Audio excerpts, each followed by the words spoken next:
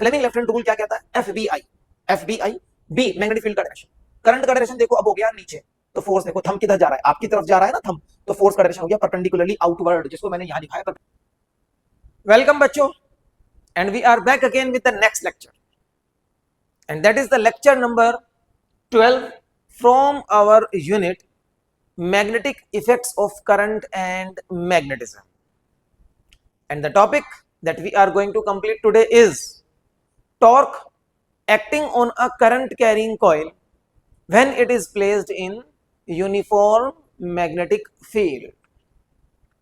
जब कोई आप करंट कैरिंग कॉइल को एक ऐसी जगह पर रख दे जहां मैग्नेटिक फील्ड है और वो भी यूनिफॉर्म मैग्नेटिक फील्ड, तो फिर वो करंट कैरिंग कॉइल उस जगह पर टॉर्क एक्सपीरियंस करती है। टॉर्क का मतलब होता है टर्निंग इफेक्ट ऑफ फोर्स। ये टॉर्क उसके ऊपर किस तरह से लग रहा है, व्हाट इज द रीजन कि उसके ऊपर टॉर्क लगा, और इस टॉर्क का मैग्नीट्यूड कितना होगा, किन किन चीजों पर यह टॉर्क डिपेंड करता है, और क्योंकि टॉर्क एक वेक्टर क्वांटिटी है तो टॉर्क का डायरेक्शन क्या होने वाला है, और टॉर्क लगने के बाद ये कॉइल मैग्नेटिक फील्ड में किस तरह का मोशन करेगी। ये सब चीजें आज हमें कवर अप करनी है अपने इस टॉपिक में। और ये टॉपिक इसलिए भी बहुत ज्यादा इंपॉर्टेंट है क्योंकि इसके बाद का आने वाला topic that is moving coil galvanometer, जो बहुत बहुत इंपॉर्टेंट टॉपिक माना जाता है हमारा क्लास 12th के फिजिक्स के एग्जाम को लेकर, वो टॉपिक आपको तभी समझ में आता है जब आप आज का टॉपिक करेंगे। इनफैक्ट आज का टॉपिक जो है वो वर्किंग प्रिंसिपल होता है मूविंग कॉइल गैल्वेनोमीटर के लिए। तो स्टार्ट करते हैं आज के टॉपिक को, और स्टार्ट करेंगे हम एक डायग्राम के साथ। तो डायग्राम में हम बनाएंगे अपना एक मूविंग कॉइल का, डायग्राम में हम बनाएंगे एक कॉइल, करंट कैरिंग कॉइल, और उसको रखेंगे ऐसी जगह पर जहां पर है magnetic field. Suppose we are having a coil, a rectangular coil. हम एक रेक्टेंगुलर कॉइल लेंगे और उसे ऐसी जगह पर रखना है जहां मैग्नेटिक फील्ड है। सो this is my rectangular coil.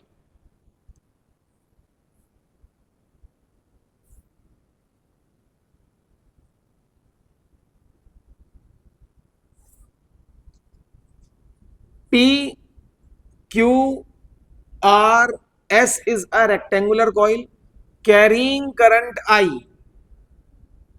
along the direction PQRSP, PQRSP, PQRSP।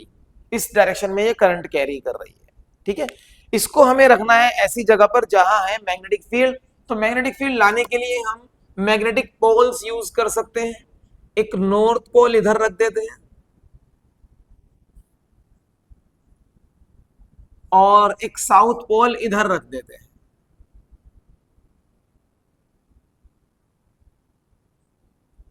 So that we are having a uniform magnetic field in this region directed from north to south pole। ऐसे एक uniform magnetic field लग रहा है, ठीक है। ये uniform magnetic field is acting like this, B।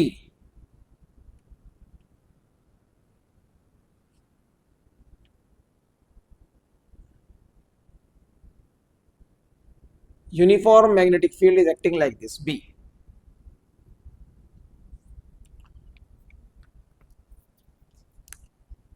इस uniform magnetic field में जब कॉइल आ जाएगी तो अब आप इस कॉइल को एनालाइज करो एज 4 करंट कैरिंग वायर्स, क्योंकि इस कॉइल के पास हमारे 4 ब्रांचेस हो गई ना, P Q,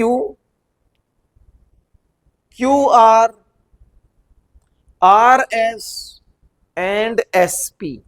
आपको याद है जब एक current carrying wire magnetic field वाले रीजन में आता है तो उसके ऊपर फोर्स लगती है, and the formula for the force is ILB sin theta. Formula for the force is ILB sin theta, and this point I think we discussed in lecture number 10। अगर ये फॉर्मूला आपको ILB sin थीटा वाला नहीं आता है या इस फॉर्मूले का डेरिवेशन आपने नहीं करा है तो मेरी रिक्वेस्ट आपसे पहले ये होगी कि पहले इस वाले लेक्चर को चेकअप कर लो जाके। आप अभी YouTube पर सर्च बार में ऊपर लिख लें force acting on a current carrying conductor placed in magnetic field. आगे फिजिक्स सीखो लिखिएगा, आपको ये लेक्चर मिल जाएगा जहां पर मैंने इसके बारे में सब चीजें बताइए कि कैसे एक करंट कैरिंग कंडक्टर पे जब उसे हम मैग्नेटिक फील्ड में रखते हैं फोर्स लगती है, एंड द फोर्स का फॉर्मूला होता है ILB sin थीटा। वो फॉर्मूला आज हम यूज करेंगे। अब देखो, अगर एक कंडक्टर है ये और ये current carrying conductor, magnetic field ऐसे लग रहा है, मैग्नेटिक फील्ड में आ गया तो एंगल क्या बन गया यहाँ पर 90 बन गया, और अगर ऐसे आ जाएगा तो मैग्नेटिक फील्ड इस तरह से है तो एंगल 90 से कुछ और होगा, थीटा, एक जनरल एंगल, ठीक है। तो इस कंडक्टर के ऊपर करंट का डायरेक्शन ये, मैग्नेटिक फील्ड का डायरेक्शन ये, तो फोर्स लगेगी ILB sin थीटा, और उस फोर्स से डिस्प्लेस हो सकता है। अभी ऐसे ऐसे चार कंडक्टर्स मिलाकर एक कॉइल बनी है, देखो, current carrying conductor 1, current carrying conductor 2, current carrying conductor 3, current carrying conductor 4, इस तरह से कॉइल बनी है। इस कॉइल को हमने मैग्नेटिक फील्ड वाले रीजन में रखा है। इसको आप ऐसा समझो कि ये एक कॉइल है, बिल्कुल ठीक ऐसे ही जैसे आपके सामने रखी हुई है, और इस कॉइल के इस साइड पर नॉर्थ पोल है, इस साइड पर साउथ पोल है, तो मैग्नेटिक फील्ड नॉर्थ पोल से साउथ पोल की तरफ ऐसे जा रहा है। Magnetic field is acting like this, है ना, यूनिफॉर्म मैग्नेटिक फील्ड। अभी आपको यहां पर एक चीज और चेक करनी पड़ेगी, इस कॉइल का नॉर्मल मार्क करते हैं। Normal of the coil is, normal मतलब normal to this area like this, ये नॉर्मल टू द कॉइल होगा, ठीक है। तो मैग्नेटिक फील्ड का डायरेक्शन तो इस तरीके से है, suppose magnetic field is acting like this, and ये नॉर्मल टू द कॉइल है। तो नॉर्मल टू द कॉइल और मैग्नेटिक फील्ड वाली लाइन के बीच में एक एंगल बनेगा, है ना, एक एंगल आ जाएगा, ठीक है। इस एंगल को हम लिखेंगे यहां पर, थीटा लिखते हैं इस एंगल को, the angle between normal to the coil and direction of magnetic field, दिख रहा है ना आपको, इसको हम मेंशन करेंगे थीटा। और एक एंगल बन रहा है सरफेस ऑफ द कॉइल और मैग्नेटिक फील्ड के साथ, इस एंगल को हम लिखेंगे अल्फा, ये वाला एंगल, दिस एंगल, देखो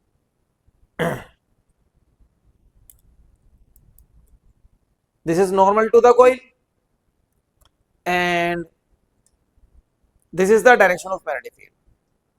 तो normal to the coil, normal का मतलब ही क्या होता है, परपेंडिकुलर, ये एंगल 90 डिग्री है ना, तो मैं यहां पर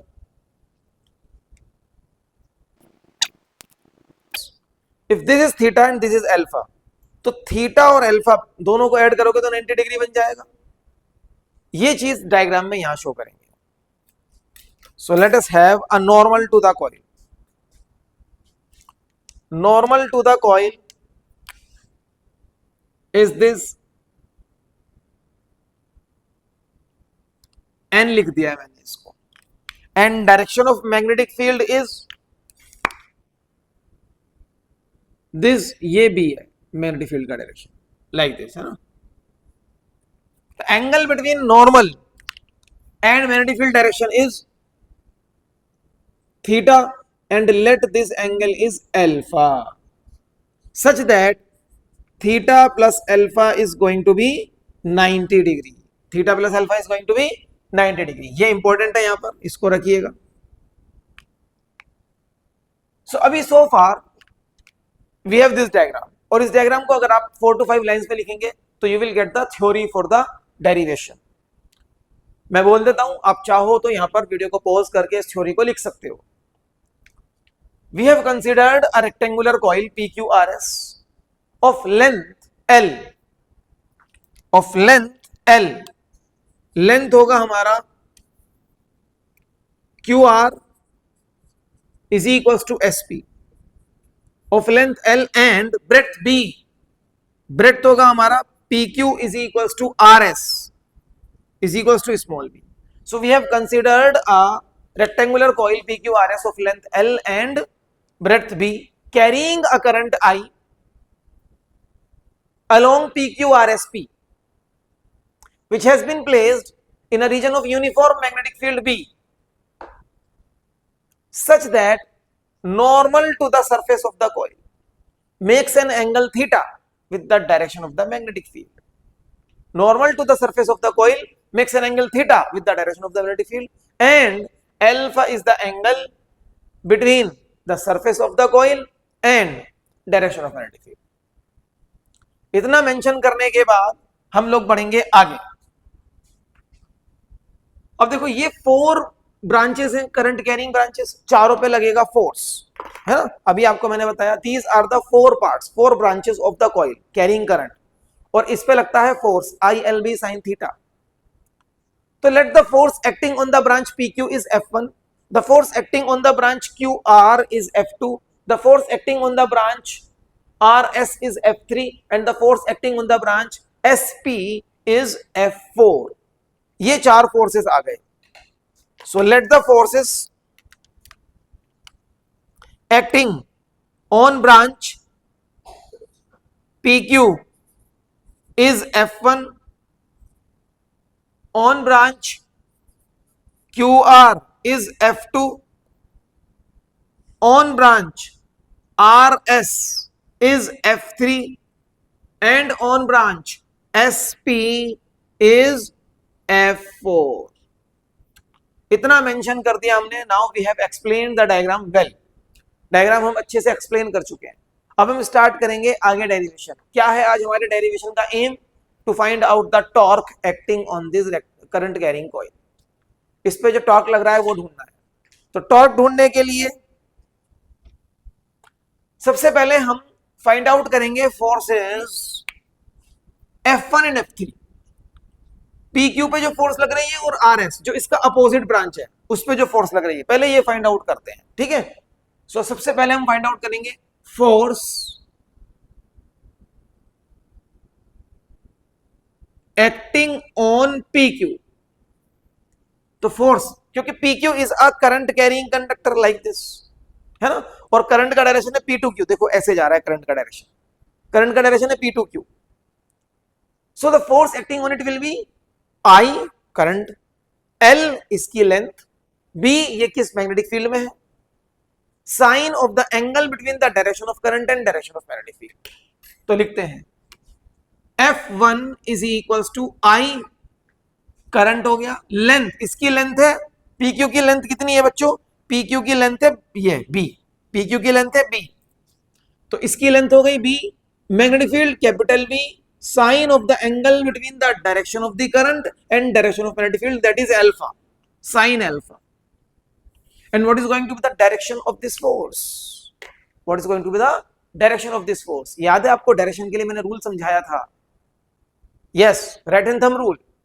राइट हैंड थंब रूल के अकॉर्डिंग P से Q जा रहा है current, magnetic field is acting like this. तो magnetic field is acting like this. ये रहा मैग्नेटिक फील्ड. करंट का डायरेक्शन ऐसे P2Q. तो I will do right hand thumb rule, L cross B. Length का डायरेक्शन होता है करंट वाला डायरेक्शन. तो L क्रॉस B, देखो L से B की तरफ, ये L है, मैं इसको थोड़ा ऐसे कर देता हूं आपको दिखेगा. लेंथ ऐसे है और B इधर है. L क्रॉस B, तो थंब गया नीचे की तरफ. देखो L क्रॉस B, थंब गया नीचे की तरफ, है ना. आप इसको करके देखें. L क्रॉस B, थंब गया नीचे की तरफ.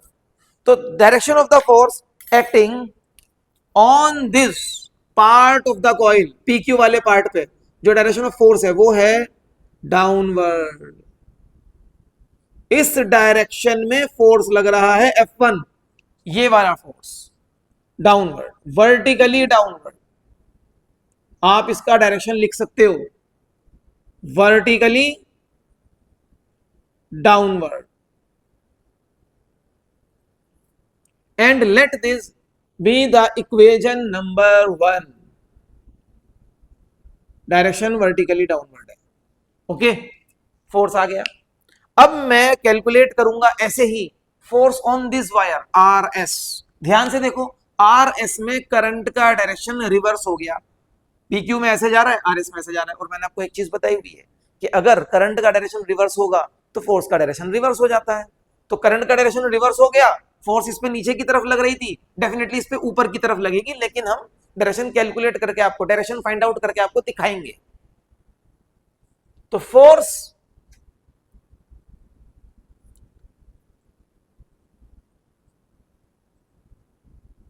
acting on RS, let that force is F3. देखो RS वाली फोर्स कहां है, ये रही, F3 ली है ना उसको, F3. I इंटू इसकी लेंथ भी तो B है, इंटू कौन से मैग्नेटिक फील्ड में है, capital B.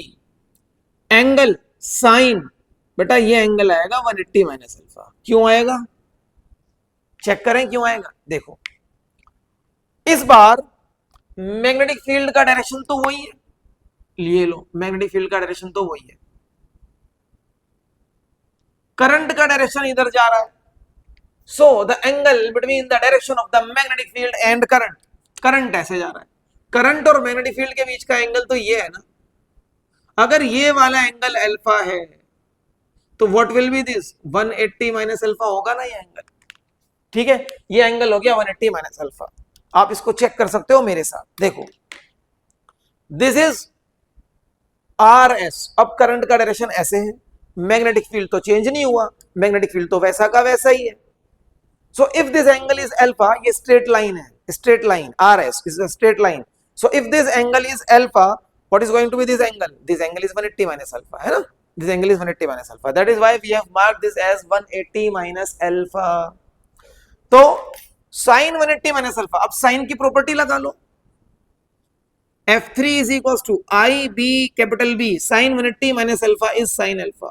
It means magnitude of the force तो सेम आ गया। डायरेक्शन चेक करते हैं कि डायरेक्शन कितना आ रहा है, डायरेक्शन किधर जा रहा है, अब देखो डायरेक्शन चेक करते हैं, again this is R S, current का डायरेक्शन इस बार ऐसे है, आपकी तरफ जा रहा है करंट ऐसे, magnetic field is like this, now again use right hand thumb rule, direction of current से डायरेक्शन ऑफ मैग्नेटिक फील्ड की तरफ सीधे हाथ की उंगलियां घुमाओ लाइक दिस, ठीक है, L cross B, L cross B करूंगा तो थंब किधर जा रहा है, ऊपर जा रहा है, तो इस पे फोर्स लग रही है ऊपर की तरफ, इस पे फोर्स लग रही है ऊपर की तरफ, तो इस पे लगेगा फोर्स लाइक दिस,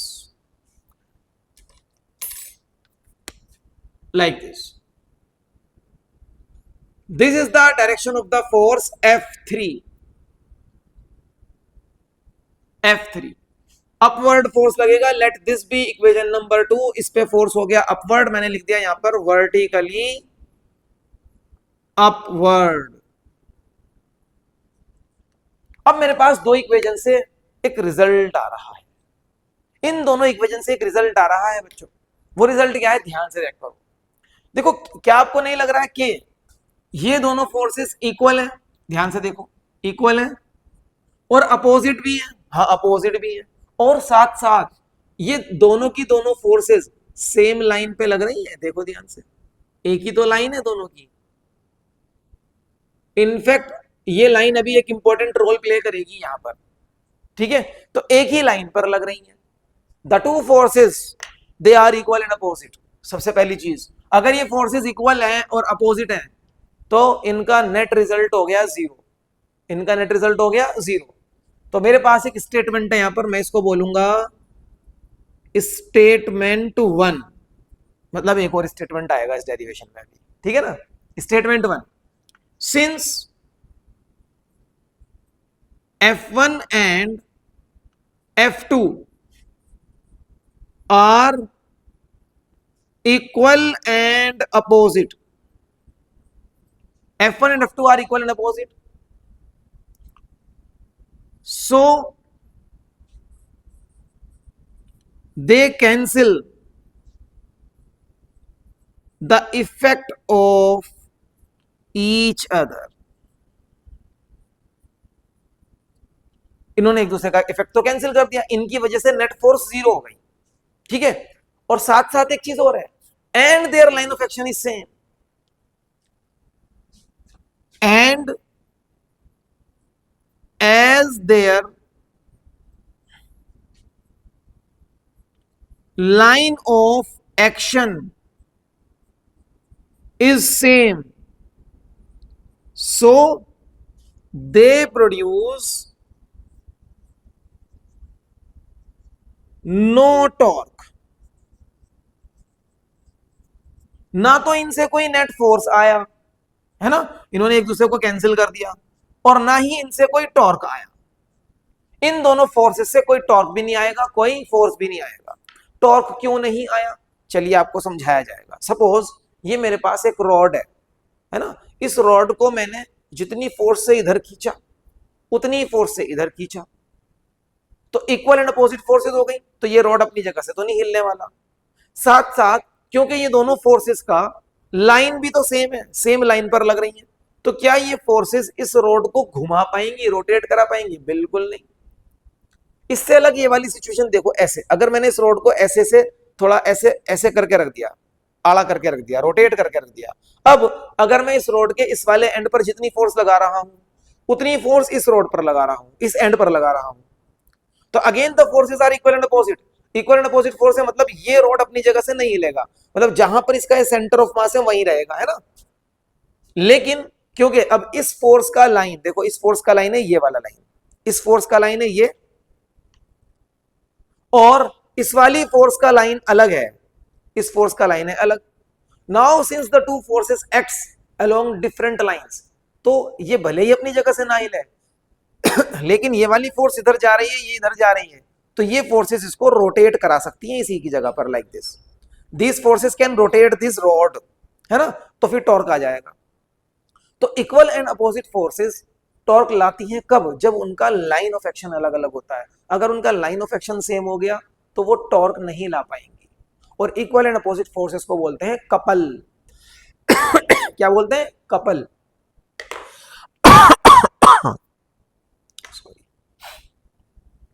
सो अभी हमारे पास F1 और F3 फोर्सेस से जो रिजल्ट आ रहा है वो हमने result in the form of statement 1 लिख दिया है। What is the result? The result is that, क्योंकि F1 और F3 इक्वल अपोजिट फोर्सेस हैं, they cancel the effect of each other, इनकी वजह से लगने वाला नेट फोर्स 0 है। और क्योंकि इनका लाइन ऑफ एक्शन सेम है तो ये टॉर्क भी नहीं लगाएंगे इनकी वजह से, तो ये कॉइल नहीं घूमने वाला।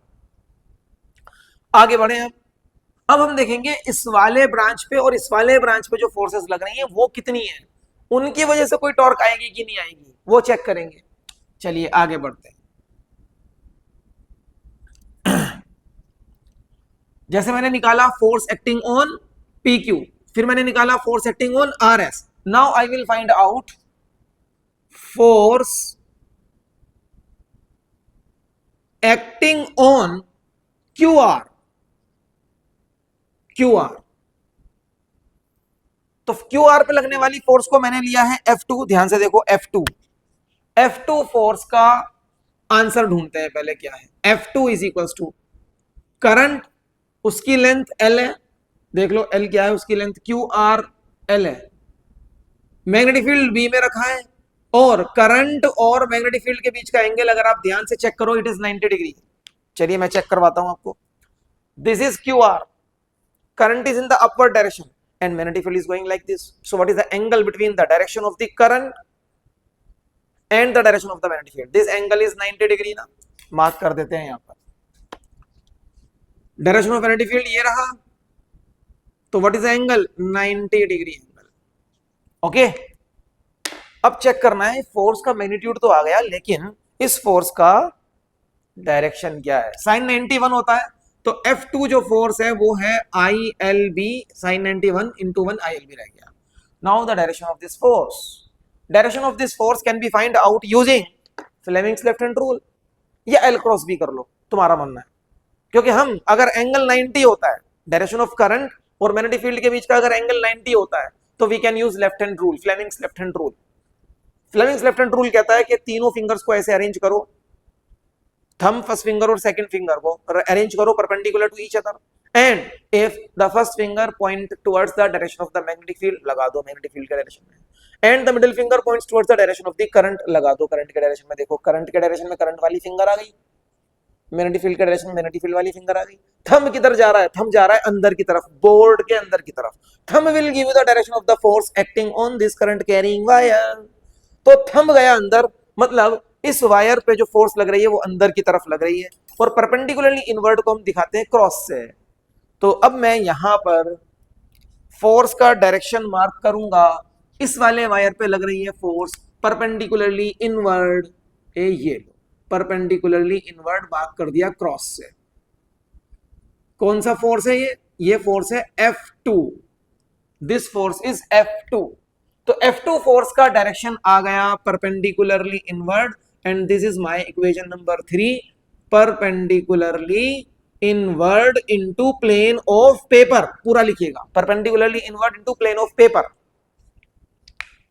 आगे चलते हैं, और आगे चलने पर हमें मिलेगा फोर्स एक्टिंग ऑन, अब तो एक ही ब्रांच बचा, SP साहब पर कितनी फोर्स लग रही है देखते हैं। And that force is given by F4। बोलो उसका करंट आई, उसकी लेंथ बोलो एल, उसका मैग्नेटिक फील्ड जिसमें वो रखा है कैपिटल बी, साइन क्या है, साइन साइन 90 है ना इसका भी, देखो current is going in this direction, current ऐसे, मैग्नेटिक फील्ड ऐसे, तो इसका भी एंगल साइन 90 हो गया। देखो इस पे तो करंट ऊपर था पहले, अब करंट हो गया नीचे, मैग्नेटिक फील्ड तो इधर ही जा रहा है साइन 90। और एक चीज मैंने आपको बताई हुई है कि अगर डायरेक्शन ऑफ करंट पहले ऊपर था अब नीचे हो गया, डायरेक्शन ऑफ करंट रिवर्स होगा तो फोर्स का डायरेक्शन रिवर्स हो जाता है। अगर इस पर मैग्नेटिक फील्ड, अगर इस पर फोर्स का डायरेक्शन इनवर्ड है तो इस पे आउटवर्ड आएगा ना, आएगा आउटवर्ड ही आएगा, इस पे आउटवर्ड आएगा। तो direction of the force on this wire will be outward को शो करते हैं एक डॉट से, सर्कल के अंदर डॉट लगा दिया, F4, ये वाली फोर्स अंदर लग रही है, ये बाहर लग रही है, F4 लग रही है बाहर की तरफ।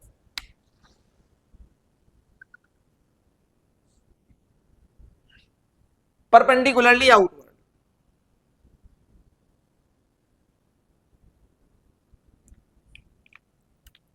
Now from these two I will have another statement over here, एक और स्टेटमेंट आएगा, statement number 2। Again the two forces are equal, check करो देखो इक्वल है, ये भी ILB और ये भी ILB, and they are in opposite direction, ये परपेंडिकुलरली इनवर्ड, ये perpendicularly outward. So these forces will also cancel the effect of each other. Surprisingly ये फोर्सेस भी एक दूसरे का इफेक्ट कैंसिल कर रही हैं। इसका मतलब जब एक करंट कैरिंग कॉइल को आप मैग्नेटिक फील्ड वाली जगह में रखते हो, इस वायर की फोर्स नीचे, इसकी ऊपर, कैंसिल, इसकी अंदर, इसकी बाहर, इसकी मेरी तरफ, इसकी तुम्हारी तरफ, ये भी इक्वल एंड अपोजिट, ये भी कैंसिल। तो इस करंट कैरिंग कॉइल पर टोटल फोर्स 0 है, ऊपर वाली नीचे वाली से कैंसिल हो गई और परपेंडिकुलरली आउटवर्ड वाली परपेंडिकुलरली इनवर्ड वाली से कैंसिल हो गई, तो टोटल फोर्स तो 0 हो गया इस कॉइल पर। Very very important result. तो स्टेटमेंट 2, सिंस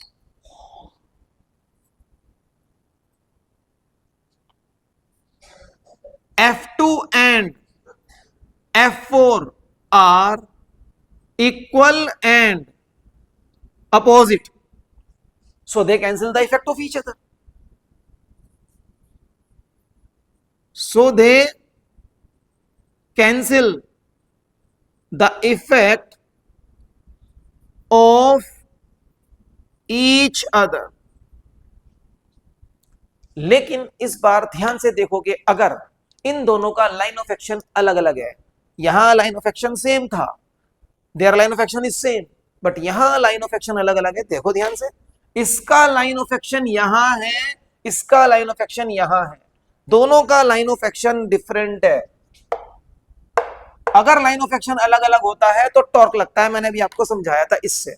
अगर लाइन ऑफ एक्शन अलग अलग होता है तो ये रोटेट करेगा, रोटेट कर गया मतलब टॉर्क लगेगा। But they have different line of action, they have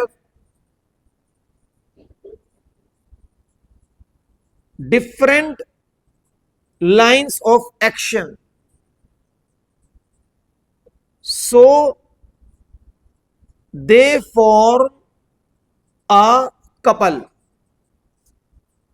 अब ये बन गया couple, and the torque due to couple is given as, अब आ जाओ क्लास 11th पे, क्योंकि टॉर्क तो क्लास 11th में सीखा था।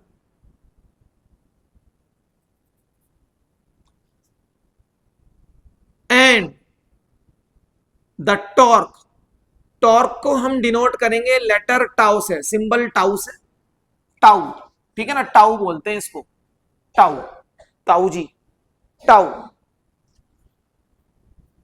And the torque tau is given as, अब टॉर्क जो एक कपल से आती है उसका एक बहुत आसान फॉर्मूला हमने 11th क्लास में पढ़ा हुआ है, और वो फॉर्मूला होता है torque is equals to either force, कोई भी एक force, into perpendicular distance between the forces, into perpendicular distance between the forces. So torque is given as either force into perpendicular distance between the two forces. अब यहां पर आप either force लिखेंगे, और उनके दोनों के बीच का परपेंडिकुलर फोर्स लिखेंगे, परपेंडिकुलर डिस्टेंस लिखेंगे, and then we will driving the final formula for the torque. लेकिन उससे पहले अभी आपको क्या करना है, अभी यहाँ पर वीडियो को पॉज करेंगे, नेक्स्ट एक्सप्लेनेशन उसके बाद ही आएगा। वीडियो को पॉज करिए, पहले यहां तक की कहानी को अपने नोट्स में लिखिए, उसके बाद हम आगे बढ़ेंगे, ठीक है। आई होप यहां तक आपने नोट डाउन कर लिया है। अब देखिए आगे चलते हैं। तो जैसे कि मैंने अभी आपको बताया, टॉर्क आइदर फोर्स, भाई इन दोनों में से कोई भी एक फोर्स, आइदर फोर्स का मतलब है इन दोनों में से कोई भी एक फोर्स, जो फोर्सेस कपल में इन्वॉल्व्ड हैं उनमें से कोई भी एक फोर्स, क्योंकि दोनों ही इक्वल है तो आप लिखेंगे यहां पर ILB into perpendicular distance between these two forces. अब इन दोनों फोर्सेस के बीच का परपेंडिकुलर डिस्टेंस ढूंढ के लाना है। भाई इन दोनों फोर्सेस के बीच का परपेंडिकुलर डिस्टेंस ढूंढ के लाना है। इन दोनों के बीच का परपेंडिकुलर डिस्टेंस कैसे लाएंगे हम, मैं आपको समझाऊंगा, डायरेक्टली बता देता हूं अभी के परपेंडिकुलर डिस्टेंस कितना है। देखो समझो इसको, suppose this is the coil, एक फोर्स की लाइन ये है परपेंडिकुलरली आउटवर्ड आपकी तरफ, एक फोर्स की लाइन ये है परपेंडिकुलरली इनवर्ड मेरी तरफ। तो इन दोनों फोर्स, ये फिंगर्स पे ध्यान दो, इन दोनों फोर्स मतलब इन दोनों लाइन ऑफ एक्शन के बीच का परपेंडिकुलर डिस्टेंस ऐसे नहीं आएगा, perpendicular distance will be like this. वो कितना होगा परपेंडिकुलर डिस्टेंस, वो डिस्टेंस कितना होगा, ये वाला डिस्टेंस, ये ढूंढना है। इसके लिए अलग से डायग्राम भी दूंगा, अभी आपको डायरेक्टली बता रहा हूं, अभी लिख लो, let us complete this derivation. Perpendicular distance यहां पर आएगा b sin theta, b sin theta.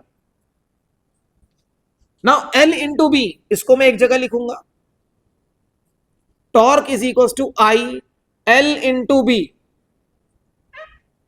L into B into capital B, और बाहर गया sine theta. Length into breadth, इस कॉइल का लेंथ इंटू ब्रेथ क्या बन जाएगा इस कॉइल के लिए, area of the coil.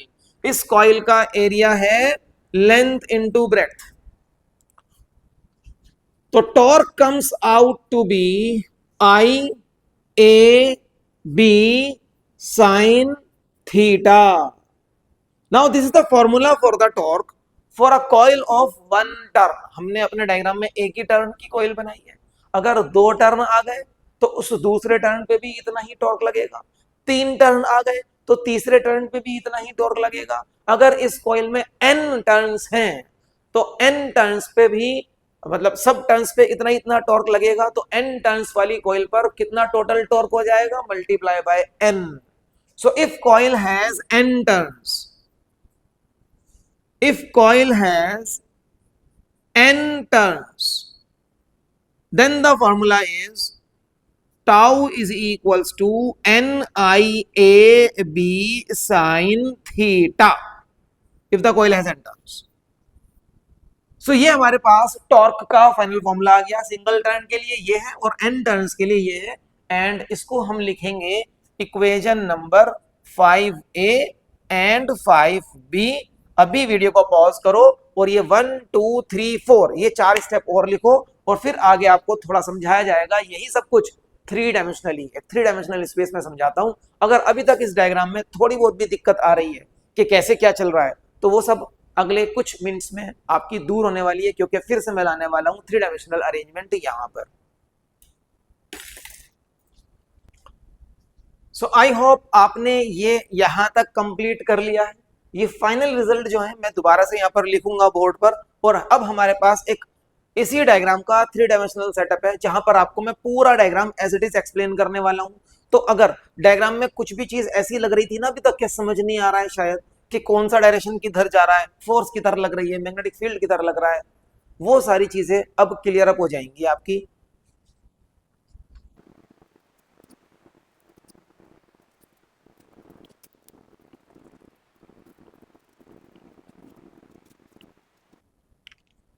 So this is the result so far.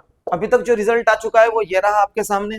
Tau is equal to IAB sine theta torque लग रही है एक टर्न वाली कॉइल पर। अगर नंबर ऑफ टर्न्स ज्यादा है तो नंबर ऑफ टर्न से मल्टीप्लाई कर दोगे इसी रिजल्ट को, you will get the final result.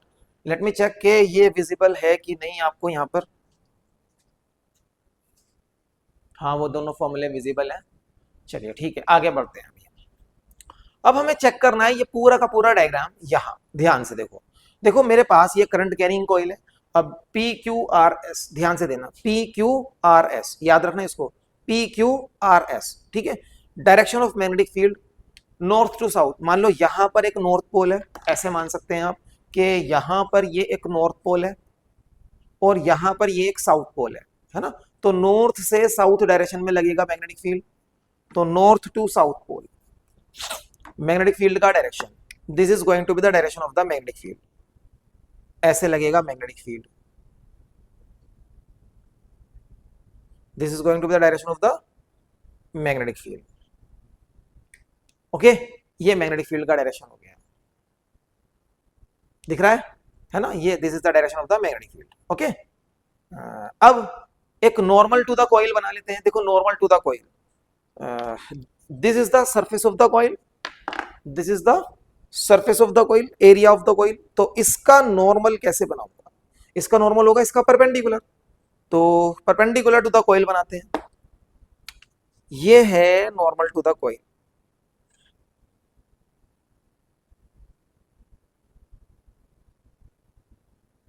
This is normal to the coil है ना, जिसको एन लिखा हुआ है, एन लिखा हुआ है नॉर्मल टू द कॉइल, ठीक। The angle between normal to the coil and magnetic field is theta and the other angle between direction of magnetic field and surface of the coil is alpha. ये वाला angle देखो alpha है, this angle is alpha. तो check करो ये angle 90 degree है ना पूरा, देखो this angle is this is the surface of the coil and this is normal to the coil. तो ये एंगल 90 हो गया ना, दोनों मार्कर के बीच में, दोनों पेन के बीच में एंगल 90 डिग्री है, ठीक है।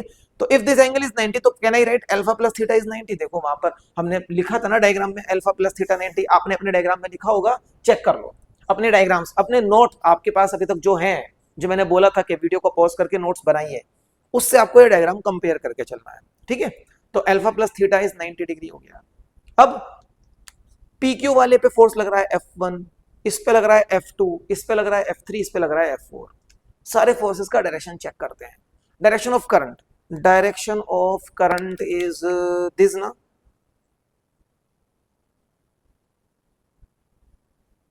ये डायरेक्शन ऑफ करंट है I, तो यहां लिख देता हूं आई होप आपको सब कुछ विजिबल है। डायरेक्शन ऑफ करंट ये है, चेक कर लो, P से Q, इधर P लिखा है इधर Q लिखा है, चलो PQ तो मैं लिख ही देता हूं, यहां पर P है और यहां पर Q है, ठीक है। तो डायरेक्शन ऑफ करंट आ गया P से Q। अब देखो आपको चाहिए इस पे लगने वाली फोर्स का डायरेक्शन, फोर्स का डायरेक्शन निकलता है L क्रॉस B से, इसका लेंथ इधर है, लेंथ का डायरेक्शन होता है उधर जिधर करंट होता है, लेंथ इधर, तो मैंने करा L क्रॉस B, L से B की तरफ, B का डायरेक्शन इधर है, लेंथ का डायरेक्शन इधर है, L क्रॉस B। देखो लेंथ से मैग्नेटिक फील्ड की तरफ राइट हैंड की फिंगर्स को कर्ल करूंगा तो थंब नीचे जा रहा है, थंब नीचे जा रहा है, तो F1 फोर्स लग गई नीचे, और इसमें करंट का डायरेक्शन इधर हो गया, लेकिन मैग्नेटिक फील्ड तो अब भी इधर ही है, मैग्नेटिक फील्ड तो देखो अभी भी इधर ही है ना, मैग्नेटिक फील्ड पूरे में इधर ही रहेगा। तो करंट इधर, मैग्नेटिक फील्ड इधर। अब मैं करूंगा L क्रॉस B, L मतलब करंट का डायरेक्शन, L करंट का डायरेक्शन इज L और मैग्नेटिक फील्ड का डायरेक्शन इधर है, मैग्नेटिक फील्ड का direction is B, L cross B। देखो L क्रॉस B ये रहा, L क्रॉस B अब ऊपर जा रहा है, तो जब मैं L क्रॉस B करूंगा ऊपर जाएगा, तो फोर्स इस वाले ब्रांच पर जो F3 फोर्स लग रहा है वो अपवर्ड है, और क्योंकि F1 और F3 सेम लाइन पर लग रहे हैं, देखो ये लाइन है जिस पर F3 ऊपर और F1 नीचे लगा, they have same line and they are equal and opposite. तो इक्वल एंड अपोजिट फोर्स होने की वजह से ये कैंसिल कर गए एक दूसरे को, इनसे नेट फोर्स जीरो हो गया, और सेम लाइन है तो इनसे कोई टॉर्क भी नहीं बनेगा। ये स्टेटमेंट 1 था, स्टेटमेंट 1 कंप्लीट हो गया। अब मैं चेक करूंगा इस वाले ब्रांच पर कितना फोर्स है और इस वाले ब्रांच पर फोर्स का क्या डायरेक्शन है। ब्रांच क्यू आर में डायरेक्शन ऑफ करंट अपवर्ड है, डायरेक्शन ऑफ करंट अपवर्ड है। अब अपवर्ड करंट, लेकिन मैग्नेटिक फील्ड तो इधर ही है, तो मैग्नेटिक फील्ड देखो इधर है। आप चाहो तो L क्रॉस B कर लो या फ्लेमिंग्स लेफ्ट हैंड रूल लगा लो, क्योंकि तब थीटा 90 होता है, फ्लेमिंग्स लेफ्ट हैंड रूल लगाना आसान होता है, तो मैंने लगाया फ्लेमिंग्स का left hand rule. Force, magnetic field, current, FBI से याद कर सकते हो इन तीनों को। FBI की बहुत सारी फुल फॉर्म है, food bank of India, federal bureau of investigation. कभी हॉलीवुड की पिक्चर देखी है, जैसे इंडिया में CBI होता है ना, ऐसे वहां पर FBI होता है, फेडरल ब्यूरो ऑफ इन्वेस्टिगेशन। चलो चलो खैर हॉलीवुड से बाहर आ जाओ, वापस अपने टॉपिक पर आ जाते हैं।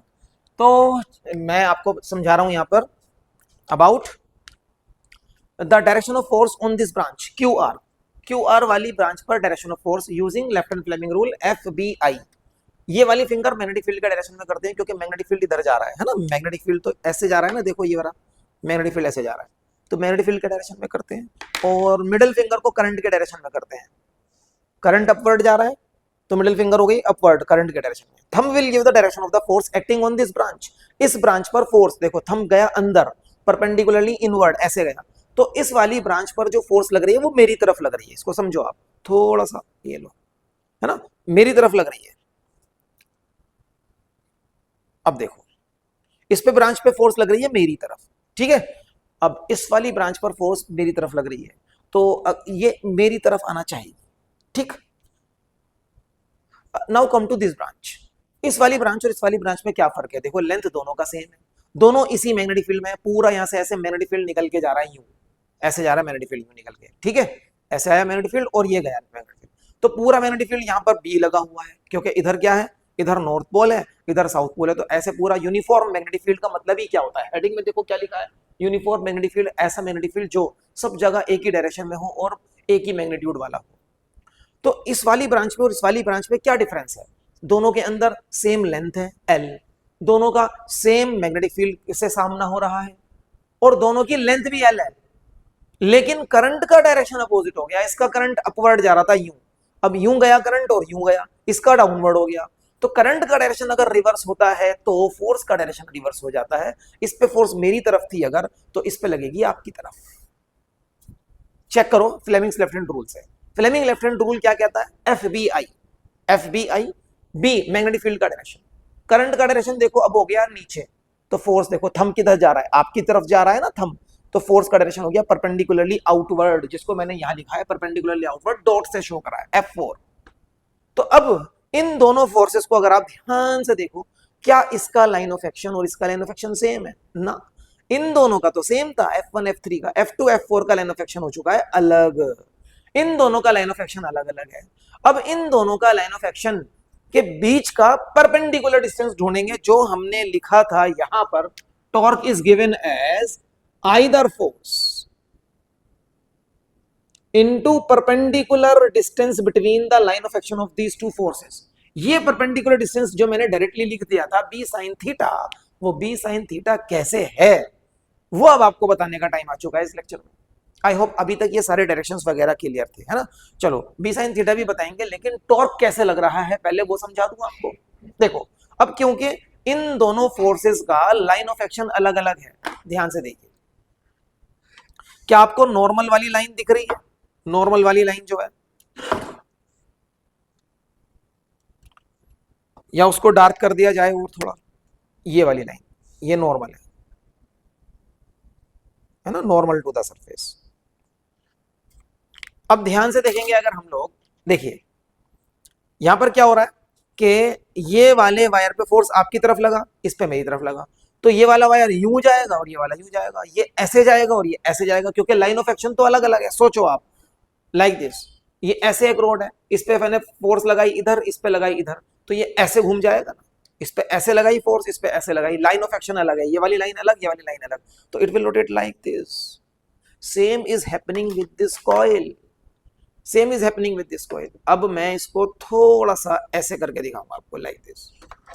देखो इस वाले वायर पे फोर्स ऐसे, इस पे ऐसे, तो ये क्या ऐसे नहीं घूमेगा, it will rotate like this, है ना। देखो आप सोचो खुद ही कि इस वाले वायर पे जो फोर्स लग रहा है वो ऐसे लग रहा है, इस पे ऊपर की तरफ ऐसे लग रहा है, तो ये ऐसे रोटेट करना शुरू कर देगा, it will rotate like this, ठीक है। इस टॉर्क की, इस फोर्स की वजह से जो टॉर्क लगा वो ऐसे लगा, ये ऐसे रोटेट करेगा। तो अगर ये रोटेट कर दिया तो समझ लो a current carrying coil when placed in magnetic field, a current carrying coil when placed in magnetic field experiences a torque and the formula for that torque is NIAB sin theta। अगर इसके अंदर number of turns दो हैं, देखो मैंने तो दो बनाए, ये रहे, दिख रहे हैं आपको अलग अलग टर्न्स, ये दो टर्न्स हैं, तो 2 into IAB sin theta, और अगर n टर्न्स हैं तो NIAB sin theta। Now the question is कि सर ये जो परपेंडिकुलर डिस्टेंस आपने b sin theta लिया था ये कैसे लिया है। चलो यहां पर थोड़ा सा मैं आपको शो करने की कोशिश करूंगा। देखो बच्चे, इस वाले वायर पे जो फोर्स का डायरेक्शन है वो मैं पार्क कर देता हूं, वो आपकी तरफ था ना, परपेंडिकुलरली आउटवर्ड, ये रहा। और इस वाले वायर पे जो फोर्स का डायरेक्शन वो मेरी तरफ था ना, क्यू हटाओ यहां से, परपेंडिकुलरली इनवर्ड। ये दोनों फोर्सेस हैं, this force is F4 and this force is F2। I think now it is visible to you, है ना। ये वाला फोर्स F4, ये वाला देखो। अब इनका लाइन ऑफ एक्शन तो अलग अलग है ना, ये देखो इसका लाइन अलग है, इसका लाइन अलग है। इन दोनों के बीच का perpendicular distance, I think this is the perpendicular distance. ये परपेंडिकुलर डिस्टेंस है, इसको मैं मार्क करता हूं अभी अच्छे से। This is the perpendicular distance, ये परपेंडिकुलर डिस्टेंस है, या यहां मार्क कर लो, ये परपेंडिकुलर डिस्टेंस है इन दोनों के बीच में। देखो क्यों है ये, क्योंकि ये यहां पर भी 90 बना रहा है और यहां पर भी 90 बना रहा है, ठीक है। तो अगर ये परपेंडिकुलर डिस्टेंस है, क्या मैं इसको यहां से हटा सकता हूं अभी थोड़ी देर के लिए। और ये वाली जो वायर थी ना, ये वाली वायर, ये वाली, ये PQ, इसमें करंट का डायरेक्शन ये था, यहां पर जो वायर जा रही थी अभी कॉइल की, है ना, ये करंट का डायरेक्शन था I, ये वाला I जो मार्क किया है, इसको ऐसे कर दिया है। करंट का direction was like this, I। अब ध्यान से देखो, ये तो B है ना, breadth of the coil B, ये तो B है। And check out this angle theta, ये थीटा है, ठीक है। अगर ये थीटा है, अगर ये थीटा है तो ध्यान से देखकर बताओ, ये थीटा है तो ये, उधर आ जाता हूं,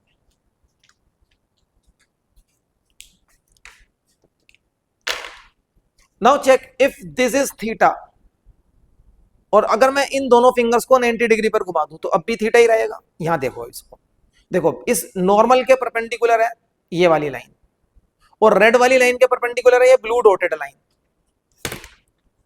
नॉर्मल के परपेंडिकुलर ये है विच इज PQ, है ना, ये PQ था ना, यहां पर P, यहां पर Q, और इस रेड वाली मैग्नीफाइड लाइन के परपेंडिकुलर है ब्लू डॉटेड लाइन। तो अगर रेड लाइन और ब्लैक लाइन, नॉर्मल वाली लाइन के बीच में एंगल थीटा है, तो इन दोनों के जो परपेंडिकुलर्स होंगे उनके बीच में भी तो एंगल थीटा होगा।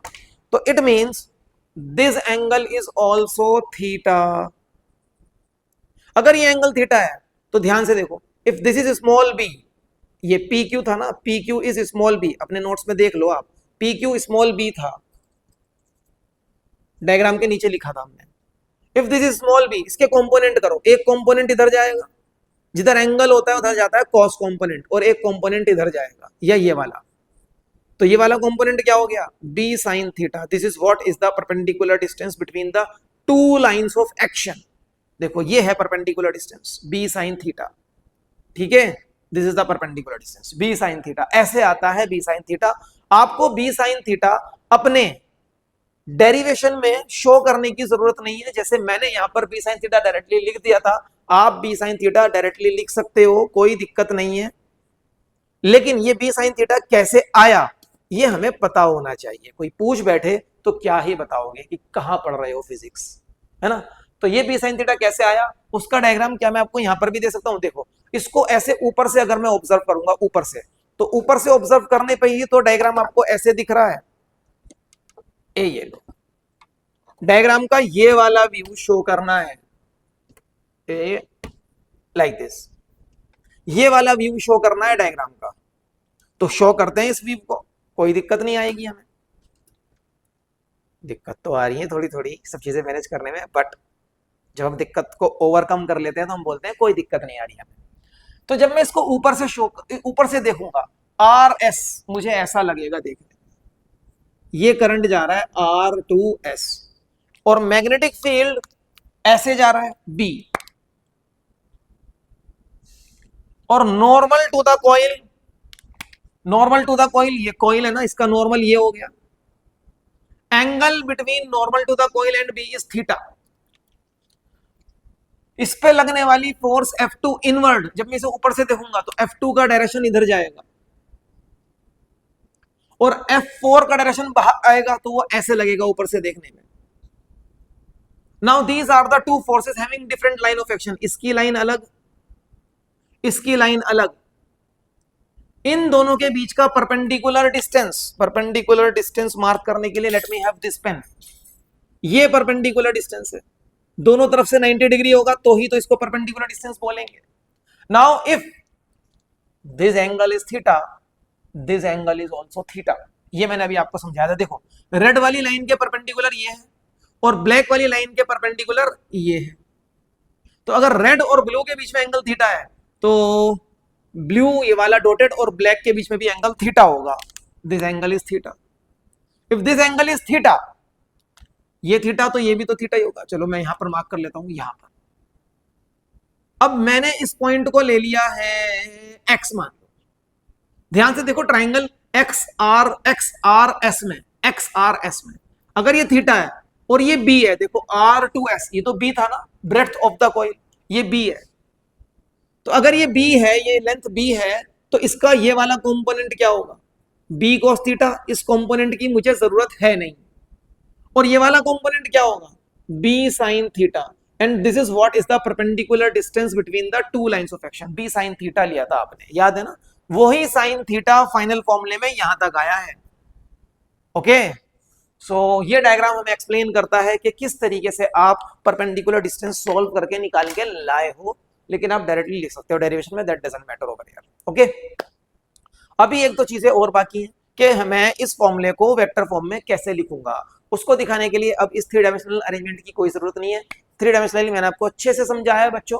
अगर आपको ये सब चीज पसंद आई तो कमेंट बॉक्स में जरूर शेयर करके बताया करो कि किस तरीके से आपको यहाँ पर चीजें समझ में आती हैं और मजेदार लगती हैं, और अगर ये सब कुछ बकवास लग रहा है तो वो भी बता देना, फिर मैं कुछ और सोचूंगा आपको समझाने का तरीका। Now we will write this final formula in vector form. और एक चीज और है यहाँ पर, मैग्नेटिक डायपोल मोमेंट, वो भी हम लोग यहाँ पर डिफाइन करेंगे। तो उसके लिए मुझे I will be needing some space on the board, या हो जाएगा काम, I think I will do that. देखिए torque acting on the coil of one turn is I A B sine theta. अब देखो बेटा area, area can be taken as a vector quantity, और जब हम एरिया को वेक्टर लेते हैं, जब हम एरिया को वेक्टर लेते हैं तो area of the coil is this. तो जो नॉर्मल का डायरेक्शन है, नॉर्मल के डायरेक्शन में ही एरिया एज अ वेक्टर लिया जाता है, ये हम इलेक्ट्रोस्टैटिक्स गॉस थ्योरम से सीखते आ रहे हैं। अभी अब नॉर्मल किधर लूं, ये वाला ऐसे या यूं, वो डायरेक्शन ऑफ करंट से डिसाइड कर लिया करो। यहां पर डायरेक्शन ऑफ करंट क्योंकि पी क्यू आर ऐसे है ना, ऐसे, तो डायरेक्शन ऑफ करंट में ऐसे उंगलियां घुमाओ, thumb will give the direction of the normal, मतलब एरिया वेक्टर। तो एरिया वेक्टर मेरा ए, ये एरिया वेक्टर है, दिस इज एरिया वेक्टर इस डायरेक्शन में ए, और magnetic field A cross B will be A B sine theta. उसका magnitude, A cross B का मैग्नीट्यूड क्या होता है, ए क्रॉस बी का मैग्नीट्यूड क्या होता है, ए बी साइन थीटा होता है ना। ध्यान से देखो यहाँ पर A B sine theta already लिखा हुआ है, तो I can write this formula in vector form as, बाहर है current, I A cross B. ये फॉर्मूला तो एक टर्न की कॉइल के लिए है वेक्टर फॉर्मूला, लेकिन अगर n टर्न्स हैं तो I can write N I A B sine theta. इसको मैं लिख सकता हूं torque in vector form, N I, ये तो दोनों स्केलर क्वांटिटी है, बाहर रहेंगी, ए क्रॉस बी, इसको ऐसे लिख सकता हूं ए क्रॉस बी। तो ये मेरी वेक्टर फॉर्म चल रही है यहां पर, vector form. This was equation number 5a, this was equation number 5b, तो ये मेरा हो गया equation number 6a, and this is my equation number 6b। Okay अभी एक चीज और है यहां पर, that is magnetic dipole moment, या सिर्फ मैग्नेटिक मोमेंट भी कह देते हैं, क्योंकि आपको याद है current carrying coil behaves like a magnetic dipole. उसका एक सरफेस नॉर्थ पोल होता है, एक साउथ पोल होता है। कैसे भाई, देखो ऐसे ऐसे करंट चल रहा है ना, ऐसे, तो जिस फेस पर आपको लगे कि करंट एंटी क्लॉकवाइज है, आपको इधर से लगेगा एंटी क्लॉकवाइज, तो वो होता है नॉर्थ पोल। और दूसरा वाला जिस पे लगे क्लॉकवाइज चल रहा है करंट, वो होता है साउथ पोल। तो ये नॉर्थ पोल है, साउथ पोल है, तो ये मैग्नेटिक डायपोल बन गया, जिसके अंदर दोनों पोल हो वो मैग्नेटिक डायपोल, तो उसका मैग्नेटिक डायपोल मोमेंट भी होगा। ये हमने बायोट सेवर्ट लॉ का एप्लीकेशन, शायद it was lecture number 3 of this unit, वहां पर भी सीखा था। करंट कैरिंग कॉइल का मैग्नेटिक फील्ड जो बायोट सेवर्ट से निकाला था आपने, वहां पर भी सीखा था ये। इसका मैग्नेटिक डायपोल मोमेंट क्या होगा? Magnetic dipole moment small m से हम डिनोट करते हैं, and it is given as NIA, current into area, जिस एरिया में वो करंट फ्लो कर रहा है। देखो ऐसे ये एरिया बन गया ना, ये I into A is going to be the magnetic dipole moment. और अगर नंबर ऑफ टर्न्स ज्यादा है, एक टर्न, दो टर्न, ये एक टर्न का होता है magnetic dipole moment, I into A. Number of turns ज्यादा है तो नंबर ऑफ टर्न से कर दो मल्टीप्लाई। तो this is NIA magnetic dipole moment, it is a vector quantity. इसका डायरेक्शन वही होता है जो एरिया का होता है, और एरिया का डायरेक्शन कैसे निकालना है अभी आपको बता दिया, नॉर्मल टू द कॉइल वाला डायरेक्शन। इसकी एसआई यूनिट क्या बन जाएगी? करंट इनटू एरिया, करंट की यूनिट एम्पियर, एरिया की यूनिट मीटर स्क्वायर, ये इसकी एसआई यूनिट होती है, वेक्टर क्वांटिटी है मैग्नेटिक डायपोल मोमेंट। तो क्या मैं NIA की जगह स्मॉल m लिख सकता हूं इस फॉर्मूले में? Yes I can write. तो टॉर्क का फॉर्मूला बन जाएगा MB sin theta, MB sin theta, this is going to be equation number 5C। 5A एक turn, 5B n turns, 5C magnetic dipole moment की फॉर्म है। और ऐसे ही यहां पर इसका vector form, corresponding vector form हो जाएगा torque is equals to NIA। NIA को क्या लिख सकते हो? Small m dipole moment M cross B। This is equation number 6C। This is equation number 6C। Now the last part of the lecture, what about the direction of this torque? Torque is the vector quantity, इसका direction क्या होगा? Sense of rotation तो समझ में आ रहा है sir, इस पे फोर्स लगा यूं, इस पे लगा पीछे, तो ये घूमेगा ऐसे। सेंस ऑफ रोटेशन तो समझ में आ गया, ये ऐसे घूमेगा, ऐसे। आपके अकॉर्डिंगली सोचो, आपके अकॉर्डिंगली, मैं भी आपके अकॉर्डिंग देखूं, आपके अकॉर्डिंगली कैसे घूम रहा है? एंटी क्लॉकवाइज, यूं घूमेगा एंटी क्लॉकवाइज। लेकिन जब आप अपने फिंगर्स को एंटी क्लॉकवाइज तरह से घुमाओगे राइट हैंड की, तो thumb will give the direction of the torque. Torque is a vector quantity, तो टॉर्क लग रहा है, टॉर्क का डायरेक्शन इधर है, लाइक दिस। तो अगर मैं इस डायग्राम में टॉर्क का डायरेक्शन मार्क करना चाहता हूं, तो मैं कैसे मार्क करूंगा? अब ये कॉइल ऐसे घूम रहा है लाइक दिस, है ना, द कॉइल इज रोटेटिंग। देखो इस वाले टर्न पर, इस वाले ब्रांच पर फोर्स है बाहर, इस वाले ब्रांच पर फोर्स है अंदर, तो ये कॉइल ऐसे घूमेगा। तो मैं अपने राइट हैंड को भी ऐसे ही घुमाऊंगा, फिंगर्स कर्ल करूंगा सेंस ऑफ रोटेशन में। फिंगर्स को सेंस ऑफ रोटेशन में कर्ल करेंगे तो thumb will give the direction of the torque. Torque जा रहा है ऊपर की तरफ, यहां टॉर्क आप मार्क कर सकते हो, तो मैं यहां पर टॉर्क मार्क करूंगा लाइक दिस, लाइक दिस। ये है टॉर्क का direction as a vector quantity. Sense of rotation अलग होता है बच्चों, सेंस ऑफ रोटेशन कि वो क्लॉकवाइज रोटेट कर रहा है या एंटी क्लॉकवाइज रोटेट कर रहा है ना। अगर वो जैसे भी रोटेट कर रहा है, if it is rotating like this, ऐसे रोटेट कर रहा है ये कॉइल, तो आप अपने हाथ की उंगलियां भी ऐसे घुमाओ, thumb will give the direction of the torque. और अगर ये कॉइल ऐसे रोटेट कर रहा है, ऐसे घुमाओ हाथ की उंगलियां, सीधे हाथ की उंगलियां, राइट हैंड थंब रूल बहुत काम का है, पता नहीं कहां कहां लग जाता है। ऐसे घुमाओ, थंब नीचे गया, तो ये टॉर्क का डायरेक्शन है। तो अल्टीमेटली जो एक्सिस ऑफ रोटेशन है, देखो ध्यान से, this is the axis of rotation, यही तो एक्सिस ऑफ रोटेशन है इसका। ये देखो, ये एक्सिस, इस एक्सिस के अबाउट कॉइल घूम रही है ना, इस एक्सिस के अबाउट कॉइल इज रोटेटिंग। तो ये जो एक्सिस ऑफ रोटेशन है, एक्सिस ऑफ रोटेशन की लाइन पे ही टॉर्क का डायरेक्शन होता है, वो या तो ऊपर की तरफ होगा या नीचे की तरफ होगा। सो मैंने आपको बोला था ना कि ये वाला लाइन बड़े काम का है, लास्ट में बताएंगे इस लाइन का मतलब। तो इसी लाइन के ऊपर टॉर्क का डायरेक्शन आता है, इसी लाइन के ऊपर आता है, या तो वो इधर होगा या इधर होगा। सो this is the direction of the torque.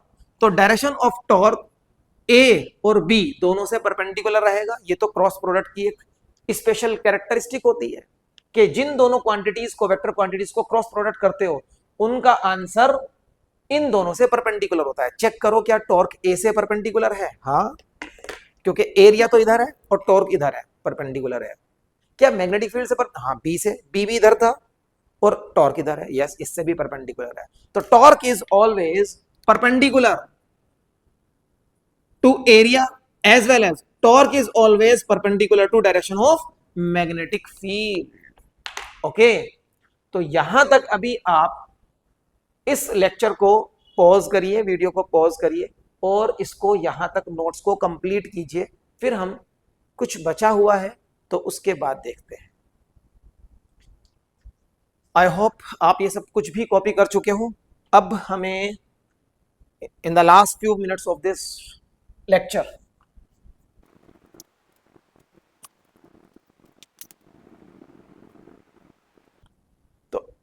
इस लेक्चर के कुछ आखिरी के मिनट्स में कुछ बहुत इंपॉर्टेंट पॉइंट्स मैं आपको दे रहा हूं।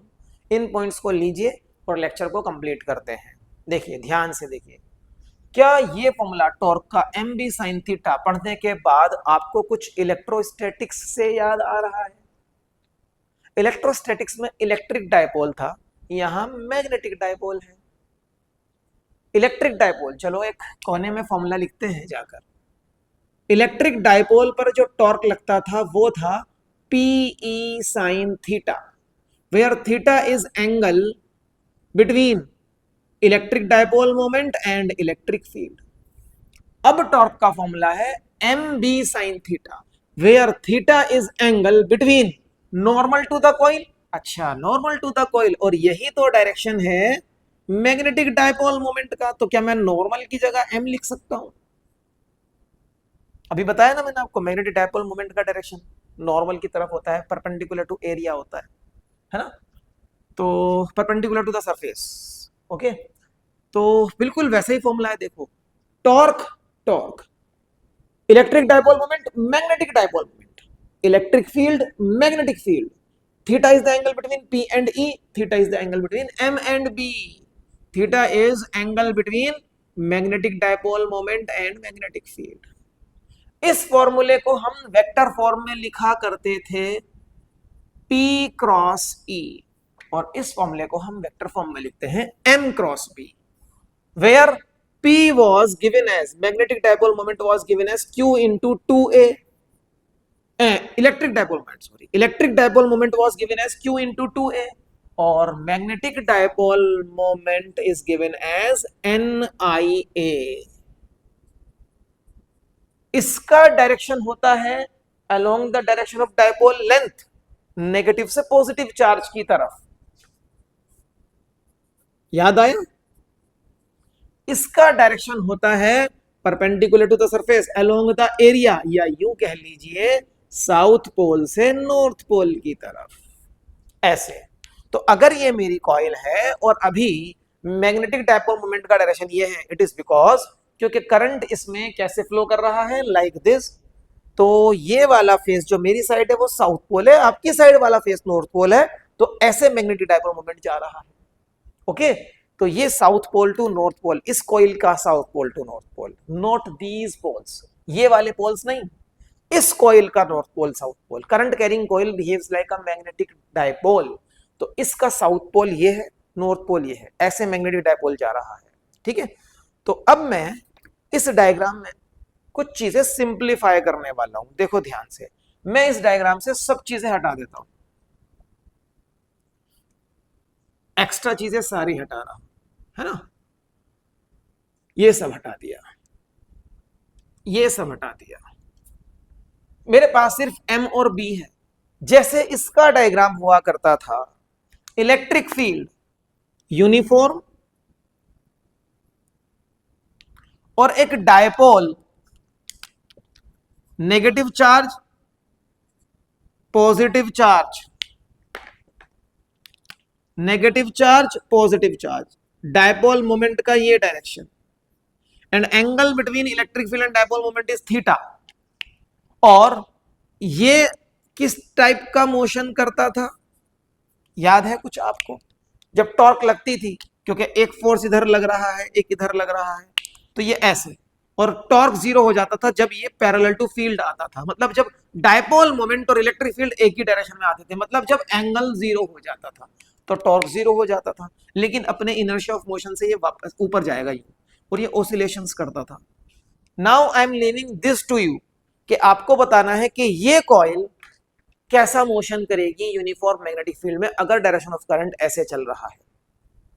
ठीक है, क्या ये रोटेशन करेगी या ये ऐसे ऐसे ऐसे ऐसे करेगी, ये आपको सोचना है। ठीक, torque depends on sine of the angle between the normal to the coil and magnetic field direction. So if this angle becomes zero, torque will become zero.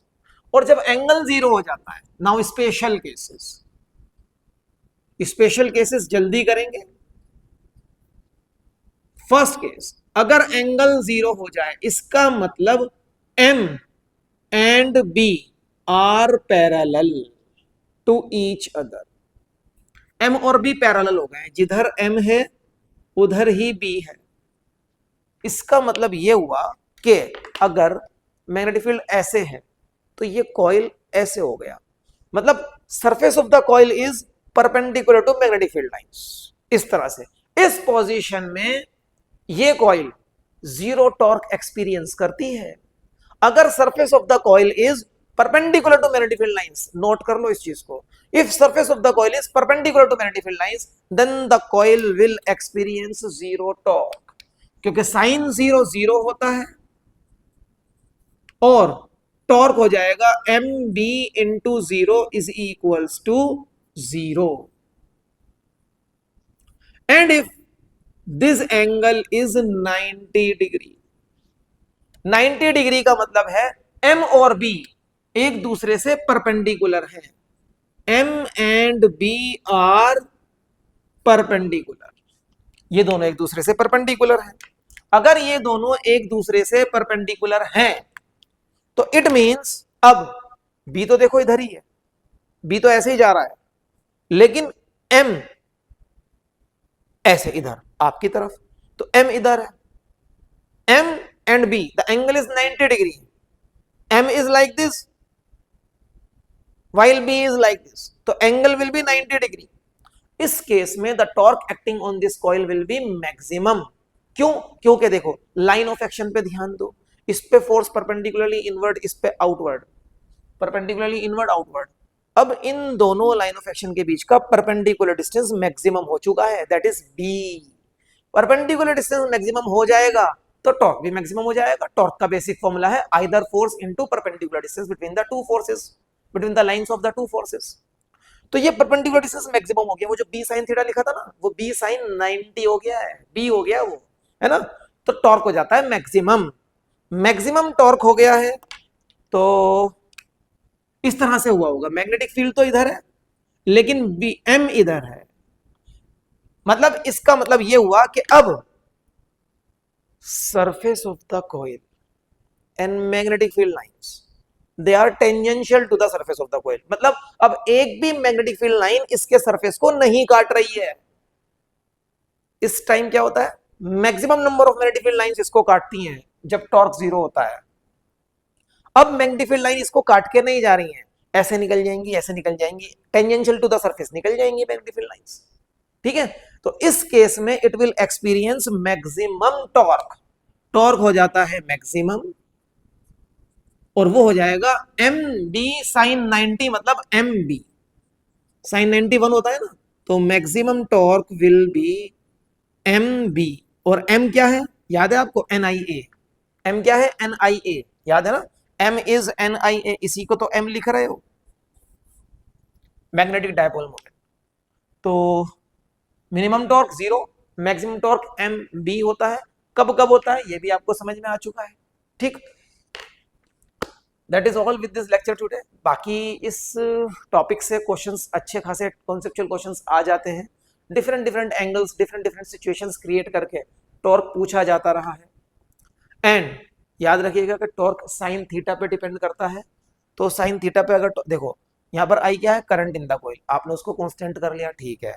Area of the कोयल, एक बार आपने जो कोयल बना लिया उसका एरिया तो अब बदलेगा नहीं, ठीक है। मैग्नेटिक फील्ड भी, जिसमें आपने मैग्नेटिक फील्ड में इसको एक बार रख दिया, वो मैग्नेटिक फील्ड भी आपने यूनिफॉर्म मेंटेन कर रखा है, हेडिंग में लिखा है, ठीक है। बट एंगल तो चेंज करेगा ना, जैसे जैसे कोयल रोटेट करेगा एंगल विल चेंज। तो अभी ये कोयल मैक्सिमम टॉर्क की पोजीशन पे है, now torque is reducing reducing reducing reducing reducing reducing zero. अब ऐसे है ना, बी और एम एक ही डायरेक्शन में जीरो, लेकिन इनर्शिया ऑफ मोशन से आगे जाएगा। अब again torque is increasing increasing increasing, maximum torque हो गया, ठीक है। तो इस तरीके से टॉर्क काम कर रहा है इस कॉइल पर, और इस तरीके से ये रोटेट करती है इस मैग्नेटिक फील्ड के अंदर। Okay, that is all with the lecture. और आज के लेक्चर के साथ साथ आज के लेक्चर की इंपॉर्टेंस आपको बता देता हूं कि नेक्स्ट लेक्चर जो आने वाला है मूविंग कॉइल गैल्वेनोमीटर, उस लेक्चर के लिए आज का टॉपिक प्रिंसिपल ऑफ वर्किंग है। तो इस टॉपिक को जरूर कर लें मूविंग कॉइल गैल्वेनोमीटर को करने से पहले। एंड अपार्ट फ्रॉम दिस, अगर आपको लेक्चर्स में मजा आ रहा है और थोड़ा भी बेनिफिट होता है बच्चों, आपको लगा कि हाँ आज का लेक्चर करने के बाद मेरी नॉलेज में थोड़ा भी इंप्रूवमेंट आया हो, तो इन वीडियोस को लाइक जरूर करें, इससे मुझे मोटिवेशन मिलेगा और एनकरेजमेंट आएगा मेरे अंदर कि मैं और बेहतर वीडियोस आपके लिए बना सकूं, जिन्हें आप अटेंड करने के बाद में अपने क्लास 12th और उसके अलग और भी वीडियोस मैं कर रहा हूं काम कॉम्पिटिटिव एग्जाम्स के लिए। तो फिलहाल अभी हम क्लास 12th के बैच में हैं, क्योंकि तो क्लास 12th के फिजिक्स के सिलेबस को कंप्लीट करने वाले हैं हम लोग इन वीडियो क्लासेस की हेल्प से। बाय 31 ऑफ दिसंबर पूरी कोशिश चल रही है। और जिन लोगों को इस बार बोर्ड के फिजिक्स के एग्जाम्स देने हैं 2025, उनके लिए बहुत अच्छा मौका है कि आप यहाँ से अपनी प्रिपरेशन करें, और कोशिश रहेगी कि हम आगे रिवीजन क्लासेस, न्यूमेरिकल क्लासेस भी यहाँ पर ज्वाइन करने वाले ही हैं। तो आप इस फिजिक्स सीखो चैनल को सब्सक्राइब भी कर लें, बेल आइकन को प्रेस भी कर लें, सो दैट जब भी कोई वीडियो आए, और ये वीडियोस तो डेली ही आ रही हैं, तो आपको नोटिफिकेशन मिल जाए कि आज किस टॉपिक पर वीडियो आई है। अगर वो टॉपिक आपका बाई चांस छूटा हुआ है या वीक है, तो आप उस टॉपिक को अपना स्ट्रॉन्ग कर लें यहाँ पर आके। फिर मिलते हैं हम नेक्स्ट क्लास में एक नए टॉपिक के साथ। Till then, bye bye.